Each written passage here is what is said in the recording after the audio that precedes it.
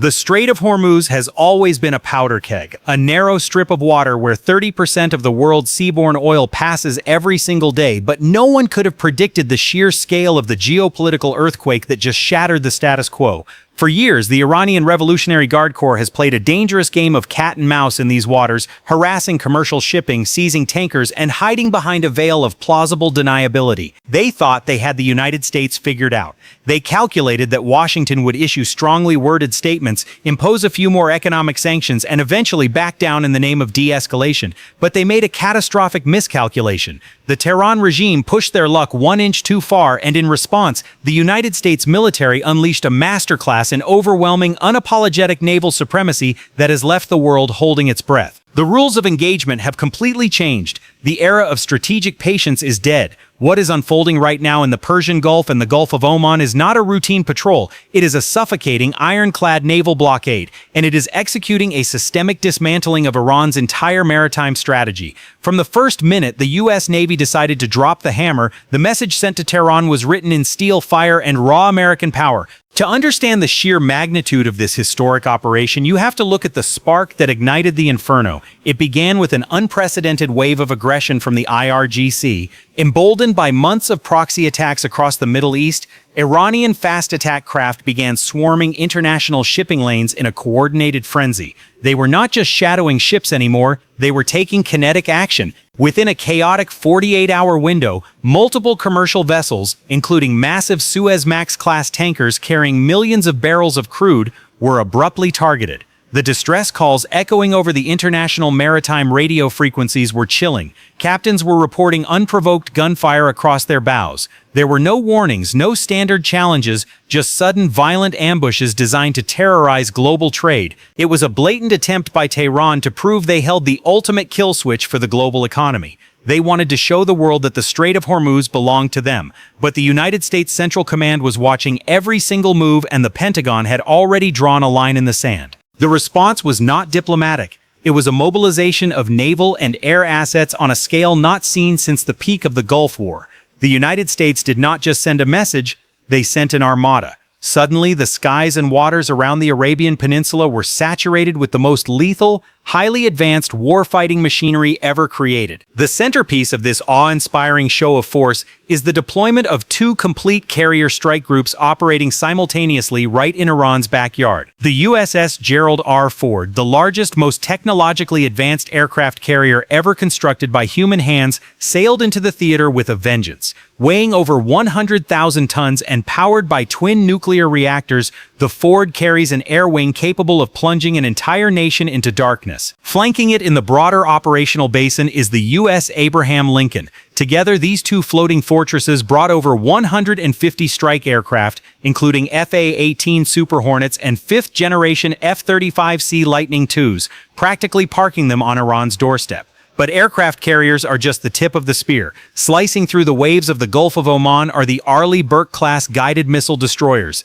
the undeniable apex predators of the surface fleet. Warships like the USS Spruance, the USS Michael Murphy, and the USS Frank E. Peterson Jr. moved into vanguard positions, creating an impenetrable wall of radar and missile defense. Every single one of these destroyers is armed to the teeth with SM-2, SM-3, and SM-6 surface-to-air missiles, Tomahawk land attack cruise missiles, and the devastatingly precise 5-inch Mark 45 naval gun. They were given a singular, uncompromising order to strip away Iran's control of the waterways and to intercept, inspect, and, if necessary, completely seize any vessel attempting to run the United States sanctions blockade. This was the birth of a new doctrine in the Middle East. The U.S. Navy was turning the open ocean into a global hunting ground for illegal Iranian smuggling operations.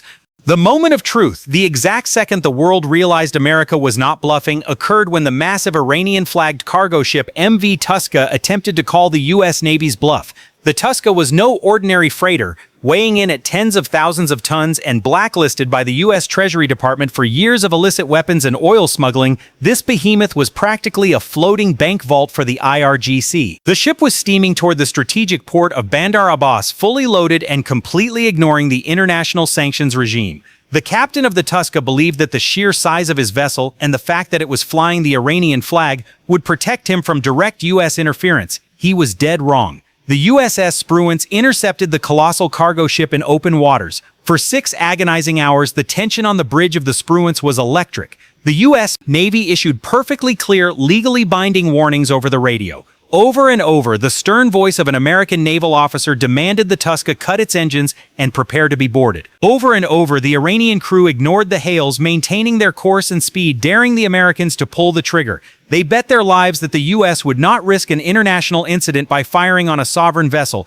It was the worst bet they could possibly make. When it became clear the Touska was not going to comply, the commander of the USS Spruance did not hesitate. The order was given, and the warship's 5-inch Mark 45 gun roared to life. The first shots were warnings, tearing through the water just off the bow of the Iranian ship. When the Touska still refused to stop, the Spruance escalated with surgical, terrifying precision, firing armor-piercing rounds directly into the Touska's massive engine room. The U.S. warship completely disabled the freighter's propulsion system. The massive cargo ship shuddered, blew thick plumes of black smoke into the sky, and died in the water. But the Spruance wasn't alone. Hovering just over the horizon were MH-60 Seahawk helicopters packed with America's most elite maritime warriors. The moment the Touska was dead in the water, the 31st Marine Expeditionary Unit's specialized visit, board, search, and seizure teams known as VBSS descended from the sky. In a flawless display of vertical envelopment, heavily armed U.S. Marines fast-roped onto the deck of the hostile ship. Moving with ruthless efficiency, they swept the decks, breached the bridge, and forced the Iranian crew to the deck. Within minutes, a vessel that Iran considered completely untouchable was fully under the control of the United States military. No American casualties, total tactical dominance. When the Pentagon released the helmet cam footage of the Marines securing the bridge, it sent shockwaves through the halls of power in Tehran. The Supreme Leader and the IRGC generals suddenly realized they were completely outmatched. The phantom red lines they had relied on for decades had just been erased by American firepower. But this incredible boarding operation was only the beginning of the nightmare for Iran. The United States did not just bring brute force to the Gulf, they brought the future of warfare. While the destroyers and Marines handled the kinetic interdictions, a silent, invisible, and completely inescapable dragnet has been cast over the entire Middle East. Task Force 59, the U.S. Navy's cutting-edge robotics and artificial intelligence unit, has officially turned the Strait of Hormuz into a digitally sealed vault. The U.S. has unleashed a massive armada of unmanned surface vessels, underwater drones, and high-altitude surveillance platforms, all networked together by advanced AI algorithms. This digital dragnet is extracting the acoustic signature, the thermal imaging profile, and the radar cross-section of every single boat, skiff, and supertanker breathing in the region. In the past, Iran's Ghost Fleet operated by turning off their automatic identification system transponders, painting over ship names, and illegally swapping flags on the high seas to smuggle millions of barrels of sanctioned oil to buyers in Asia. That trick no longer works. The U.S. AI network is so sophisticated that even if an Iranian tanker goes completely dark, the sensors can identify the ship simply by the unique sound its propeller makes underwater. The moment a sanctioned vessel enters a 5-mile radius of the U.S. surveillance net, it is automatically flagged as a high-value target. P-8 Poseidon maritime patrol aircraft flying high above the clouds immediately lock onto the vessel, feeding real-time targeting data directly to the combat information centers of the Arleigh Burke destroyers. Unmanned MQ-4C Triton drones circle relentlessly, capable of staying airborne for over 24 hours, ensuring there is nowhere to hide. The Persian Gulf is no longer a sea, it is a high-tech fingerprint scanner, and Iran's entire smuggling infrastructure is trapped inside it. The strategic brilliance of this operation is that it targets the very throat of the Iranian regime's survival. Iran's economy is on life support, sustained almost entirely by its illicit maritime trade. By exporting between 1.5 to 2 million barrels of oil every day, primarily to China, the regime generates the billions of dollars it needs to fund its domestic oppression and its international proxy armies. Hamas, Hezbollah, the Houthis in Yemen, the Shia militias in Iraq and Syria, all of them are fed by the oil flowing out of the Strait of Hormuz. Washington knows that if you want to kill the snake, you don't fight the tail, you cut off the head. By systematically seizing, disabling, or turning back every single vessel linked to the IRGC, the United States is orchestrating a masterstroke of economic warfare. The U.S. blockade is designed to bring Iran's oil revenue down to zero. The daily losses for Tehran are instantly soaring into the hundreds of millions of dollars. Tankers that were supposed to be delivering black gold to Asia are now backed up in Iranian ports, anchored and rotting because they are too terrified to enter international waters. The financial bleeding is catastrophic, and the clock is ticking on the regime's ability to maintain its grip on power.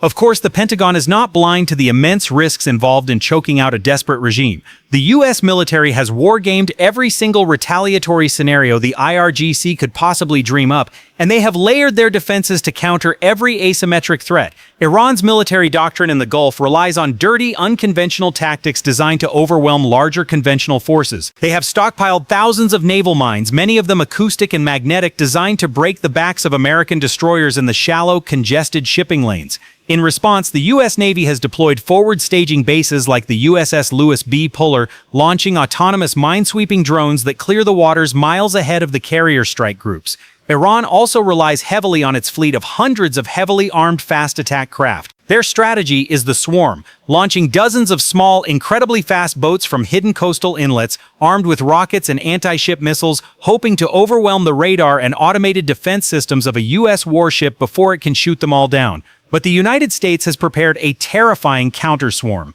Circling above the fleet are AH-64 Apache attack helicopters and Marine Corps AH-1Z Vipers armed with Hellfire missiles and 30mm chain guns.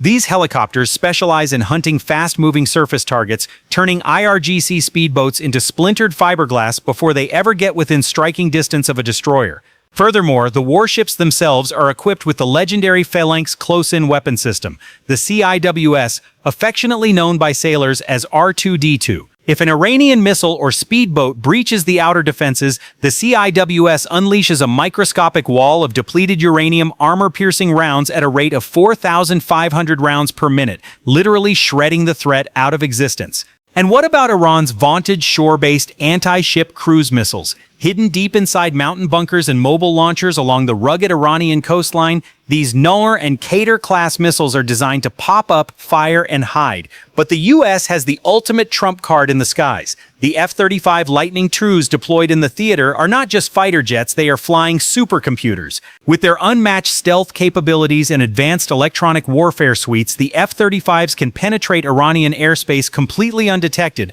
map the exact coordinates of the coastal missile batteries, and relay that targeting data to the fleet or destroy the launchers themselves with precision-guided munitions before the Iranians even know they are being watched. If Tehran decides to unleash its arsenal of Shahed suicide drones, the U.S. deployed classified laser-based directed energy weapons on its surface combatants, melting the drones out of the sky for pennies on the dollar compared to million-dollar interceptor missiles. The U.S. military has built an impenetrable dome of steel, silicone, and high explosives over the Strait of Hormuz, and Iran is trapped underneath it. Every single move the IRGC makes is monitored, analyzed, and instantly countered. The psychological impact on the Iranian leadership is staggering. For years, they have fed their people a steady diet of propaganda, claiming they were the undeniable masters of the Gulf, capable of destroying the American Navy at a moment's notice. Now, the world is watching live as the U.S. Navy boards their ships, inspects their cargo, and turns their vital waterways into an American checkpoint. The illusion of Iranian regional supremacy has been completely shattered. This is why the back-channel diplomatic wires are melting down. While the warships impose their iron will on the water, intense, high-stakes ultimatums are being delivered behind closed doors. The message from Washington to Tehran is uncompromising, brutal, and crystal clear. The United States is offering no concessions, no sanctions relief, and no appeasement. The deal on the table is simple. Iran will immediately cease all harassment of international shipping. Iran will stop arming terrorist proxies across the Middle East. Iran will permanently abandon its pursuit of a nuclear weapon. If they accept, they get to survive. If they refuse, the blockade tightens until the Iranian economy collapses under its own weight. And if the IRGC fires a single shot in anger at an American service member, the U.S. military will unleash an air campaign that will dismantle Iran's military infrastructure, power grids, and port facilities within 72 hours. The ball is entirely in Tehran's court, but they are playing with a terrible hand. They can try to lash out, initiating a suicidal conflict with a military force that vastly outguns, outranges, and outspends them, resulting in the absolute destruction of their naval forces. Or they can swallow their pride, stand down, and watch helplessly as their grand ambitions for Middle Eastern dominance evaporate into thin air. The United States has proven that when the chips are down and the freedom of the global commons is threatened, it will not hesitate to project the most fearsome military power in human history. This operation is not just about keeping the price of oil stable, it is a fundamental reassertion of the global world order. It is a loud, unmistakable declaration to any rogue state, terrorist organization, or near-peer adversary watching from Beijing or Moscow. The United States Navy owns the oceans, the United States Air Force controls the skies, and the United States Marines are always ready to knock on your door. Iran thought they could dictate the terms of global trade by holding a dagger to the throat of the Strait of Hormuz. Instead, they woke a sleeping giant, and now they are staring down the barrel of the most formidable, highly trained, and technologically superior fighting force the world has ever known. The coming days will dictate the future of the Middle East for the next century. Will the Iranian regime blink and back away from the abyss, or will they make the fatal mistake of testing American resolve in a full-scale kinetic conflict? One thing is absolutely certain: the men and women of the United States Armed Forces are standing the watch. From the sonar technicians listening in the dark depths of the submarines, to the fighter pilots pulling G's over the desert, to the Marines cleaning their rifles on the decks of the amphibious assault ships, they are ready. They are waiting. And they will not yield a single inch of water. This is history unfolding in real time. This is the raw reality of high-stakes geopolitics. Tell us what you think in the comments below. Do you think Iran will surrender to the blockade? Or are we on the verge of a massive conflict in the Gulf? Make sure to hit that like button, subscribe to the channel, and turn on notifications so you never miss an update from the front lines. Thank you for watching, and God bless the men and women serving in the armed forces.